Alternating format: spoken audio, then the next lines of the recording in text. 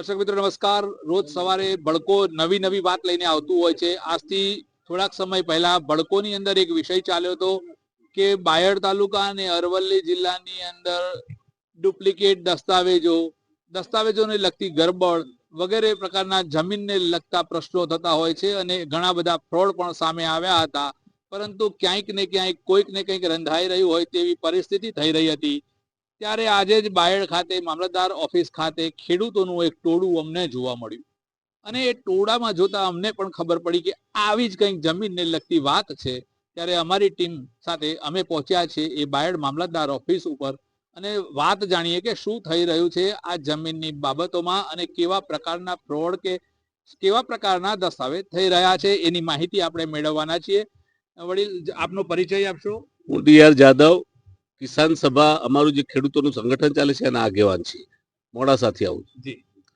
આજે અમે અહીંયા આગળ અમારી પાસે જે પ્રશ્નો આવ્યા અમારા ખેડૂત સંગઠનમાં, એમાં અમુક ગામડાઓના તો એવા પ્રશ્નો છે કે ખેડૂત જાણતો એ ના હોય અને એના કોઈ સગાને બોલાવીને એના દસ્તાવેજ કરી લેવાય. એટલે કે 8 કિલોમીટરની મર્યાદા ગયા પછી ભાજપ 29 વર્ષથી રાજ કરે છે, પણ 8 કિલોમીટરની મર્યાદા દૂર કરી એટલે જે ભૂમાફિયાઓ છે, જે માલેતુજાર લોકો છે, 2 નંબરિયાઓ છે, કાળા બજારિયાઓ છે, જે લાખોપતિ કરોડપતિઓ છે, એ લોકોએ એટલે કે મોટે ભાગે મહેસાણા અને ગાંધીનગર સાઈડના મોટા મોટા ભૂમાફિયાઓ વહીવટી તંત્ર સાથે સાંઠગાંઠ કરે છે. એમના દલાલો છૂટા મૂક્યા છે, ગામે ગામ જાય છે અને ભોળા માણસોને ભોળવીને તેમની જમીન કેવી રીતે પચાવી પાડી એમને લોભ લાલચ આપી એમના એક માણસને ફોડીને લઈ જાય છે અને દસ્તાવેજ ખોટા કરે છે.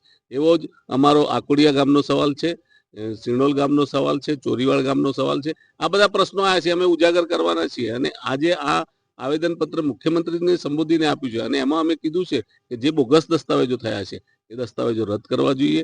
ખોટા સોગંદનામા થયા હોય, ખોટા સોગંદનામા કરનારની સામે ફરિયાદ થવી જોઈએ અને પ્રાંત ઓફિસ હોય, મામલતદાર ઓફિસ હોય, સર્કલ હોય, તલાટી હોય, જે કોઈ સંડોવાય એમના સામે પગલાં લેવા હોય.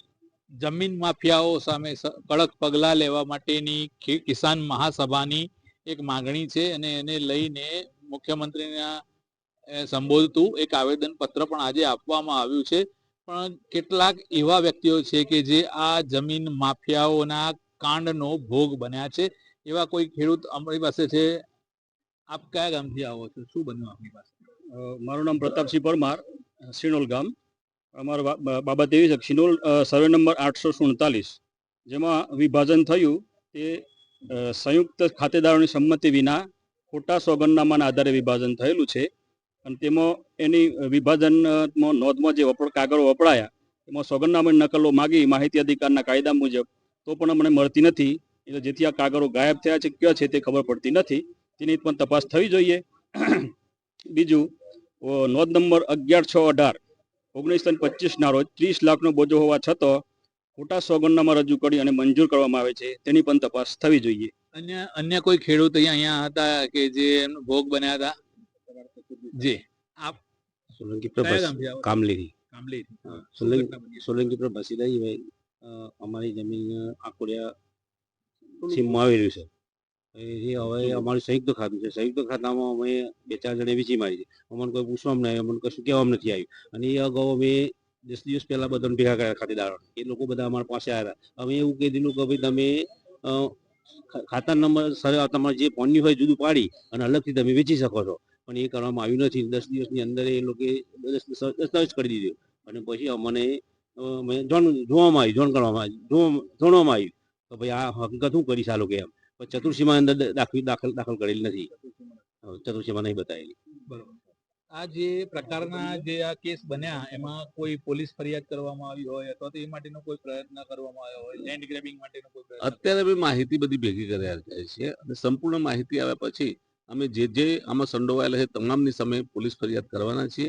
આજે મુખ્યમંત્રી રજૂઆત કરી છે, પછી અમે એસપી સાહેબને મળીશું, કલેક્ટર સાહેબને મળીશું અને આ તમામ પ્રકારના જે પ્રશ્નો બન્યા છે તે ઉજાગર કરીશું. અને એમાં એક ફરિયાદ થઈ છે, એ ફરિયાદમાં પણ પોલીસ તંત્ર જો કંઈ નહીં કરે તો અમે એસપી સાહેબને મળીને અને ગૃહમંત્રીને પણ અને બીજા બધાને મળીને અધિકારીને મળીને અમે આ પ્રશ્નને રજૂઆત.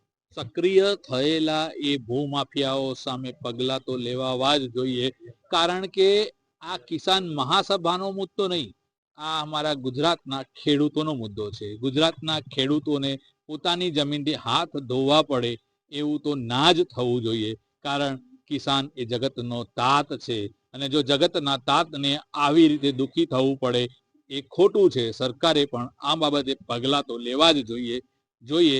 આવનાર સમયમાં કિસાન મહાસભા અને એ ખેડૂતો દ્વારા કેવી રીતે ફરિયાદ કરવામાં આવે છે, વધુ વિગતો મળીશું ફરીવાર નવા એપિસોડમાં. જોતા રહેજો સતત ભડકો.